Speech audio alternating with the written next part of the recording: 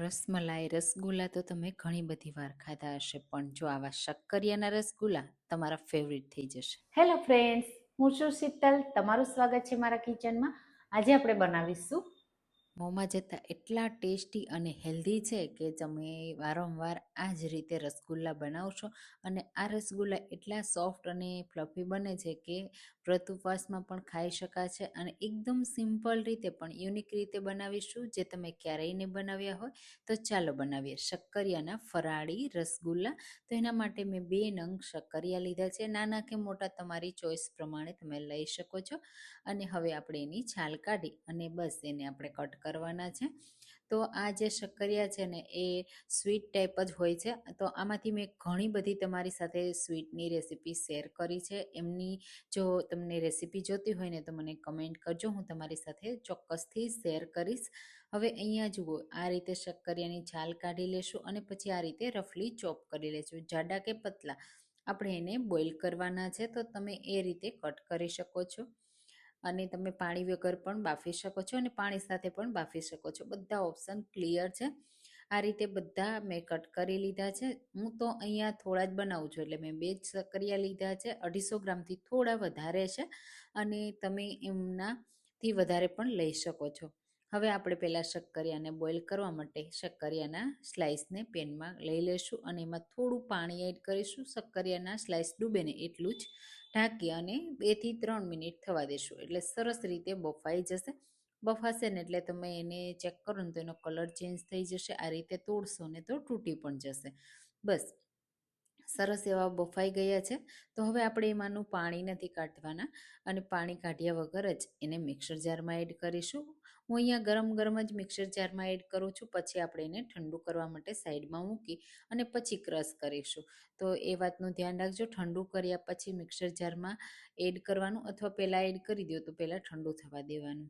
પછી એમાં જ હું અત્યારે બધી એ વસ્તુ એડ કરી દઈશ. પહેલાં 1 ટેબલ સ્પૂન ખાંડ, શક્કરિયા સ્વીટ જ હોય છે એટલે ખાંડ હું ઓછી એડ કરું છું. સાથે 1/4 કપ દૂધ એડ કરું છું અને મિક્સ કરી દઈશું. હવે આપણે એને ઢાંકી અથવા તો ખુલ્લું એમ જ આપણે ઠંડુ થવા દેશું અને પછી બ્લેન્ડ કરી લેશું. તમે ઠંડુ કર્યા પછી બ્લેન્ડ કરી લીધું તો આ રીતની પેસ્ટ તૈયાર થઈ ગઈ. એકદમ સ્મૂથ પેસ્ટ તૈયાર થઈ જશે. તમે આ પેસ્ટમાંથી માલપુઆ પણ તૈયાર કરી શકો છો અને આ જે મીઠાઈ આપણે રસગુલ્લા બનાવ્યા છે ને એ પણ બનાવી શકો છો.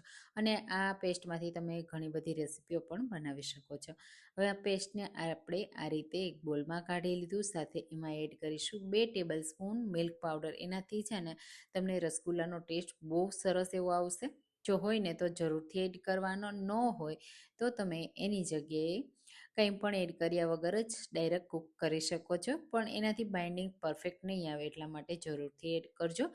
હવે આપણે એને કૂક કરવાનું છે. આપણે અહીંયા જે શક્કરિયા છે ને એમાંથી રસગુલ્લા તૈયાર કરીએ ને એ માટે આપણે એને આ રીતે કૂક કરવાનું છે. જે નોર્મલ આપણે રસગુલ્લા બનાવતા હોય ને તો આપણે એને પહેલાં બોલ્સ બનાવી અને પછી એને બાફતા હોઈએ છીએ. તો અહીંયા આપણે આ પ્રોસેસ નથી કરવાની. આ રીતે પહેલાં બધું પેનમાં લઈ લેશું અને પછી બસ એ પેન છૂટું પડે ને ત્યાં સુધી કૂક કરીશું. ખાંડ આપણે પહેલાં જ એડ કરી દીધી છે.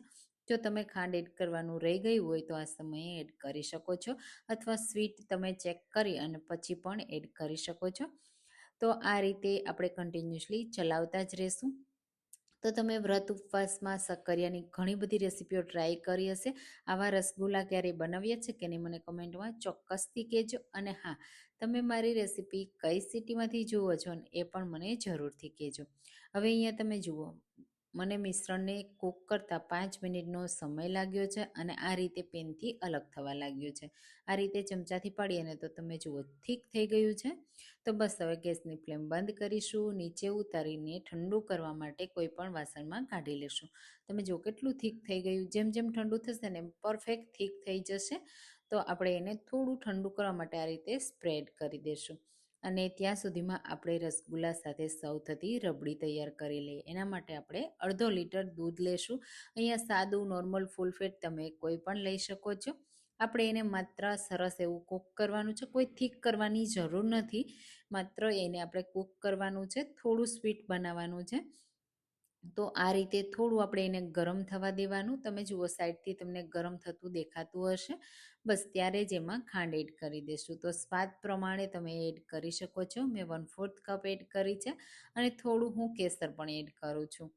સારી રીતે મિક્સ કરી દેશું. હવે આપણે આ દૂધની ખાંડ મેલ્ટ થઈ જાય અને સરસ એવું પાકી જાય ને ત્યાં સુધી કૂક કરવાનું છે. એટલે આ દૂધ છે ને એ ખાંડના લીધે થોડું પતલું થશે, પછી આપણે એને થોડું કૂક કરશું એટલે પરફેક્ટ થઈ જશે.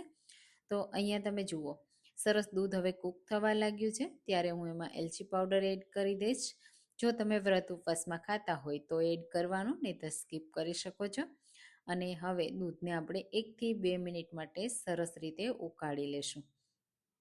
તો આ રીતે તમે જુઓ દૂધમાં સરસ એવું ઉપર આવવા લાગશે. સાઈડથી દૂધ છે ને ઘાટું થતું તમને દેખાશે અને કેસરનો ખૂબ સરસ એવો કલર પણ આવી જશે.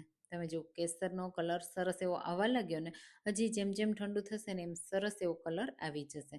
તો આ રીતે દૂધ ઉકળી ગયું છે, તો આપણે એને સાઈડમાં મૂકી દઈએ ઠંડુ થવા માટે. અહીંયા તમે જુઓ જે રસગુલ્લા આપણે બનાવવાના છે એનું મિક્સર પણ હવે હાથથી ટચ કરી શકાય ને એટલું ઠંડુ થઈ ગયું છે. તો હાથમાં હલકું મેં ઘી લગાવ્યું છે. હવે અહીંયા નાના મોટા રાઉન્ડ ઓલ તમને જેવો શેપ પસંદ હોય ને એવા તમારે રસગુલ્લા બનાવી લેવાના. તો અહીંયા હું રાઉન્ડ શેપમાં બનાવું છું. આ રીતે બાકીના બધા જ બોલ્સ આપણે પહેલાં બનાવી અને તૈયાર કરી લેશું.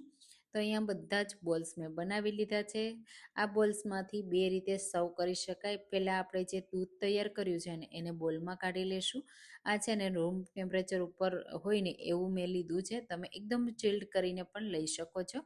હવે જે બોલ્સ બનાવીને રાખ્યા છે ને તે એડ કરી દેશું અને થોડા બોલ્સ મેં સાઈડમાં મૂક્યા છે. હવે એના ઉપર આપણે થોડાક ડ્રાયફ્રૂટથી ગાર્નિશ કરીશું. તો બદામની સ્લાઇસ, પિસ્તાની સ્લાઇસ અને સાથે હું રોજ પેટલ એડ કરું છું. એનાથી ફ્લેવર બહુ સરસ એવી આવશે, લુક પણ ખૂબ સરસ આવશે.